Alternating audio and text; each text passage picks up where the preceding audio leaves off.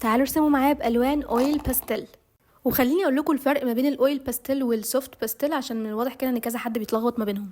الاويل باستيل اللي انا بستخدمها في الفيديو دلوقتي دي هي شبه الوان الشمع اللي احنا كنا بنستعملها، فاكرينها بتاعه المدرسه زمان. اما بقى السوفت باستيل دي بتبقى شبه الطباشير شويه، فاكرين الطباشير اللي كان بنكتب بيها على السبوره؟ هو ده. بصوا انا بصراحه قررت ارسم حاجات كده عشوائيه ملهاش علاقه ببعض، معرفش ايه سر حبي في الحاجات العشوائيه، بس انا بحبها قوي.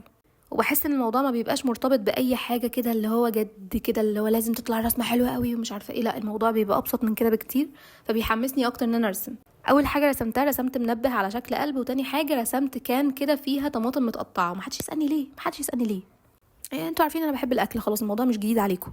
بعد ما خلصت دي بقى حسيت ان انا نفسي رايحه كده للعنب الاحمر، عارفينه؟ فقلت اما ارسم 3 حبات كده. استخدمت اللون الاصفر وبعد كده الاحمر وبعد كده ضفت لون بنفسجي من تحت، وبجد طلعت شكلها تحفه. بصوا كده، بصراحه انا اكتر رسمه عجبتني في الرسومات دي هي المنبه الاحمر والعنب، بس الاتنين الباقيين حسيت ان هما مش قد كده.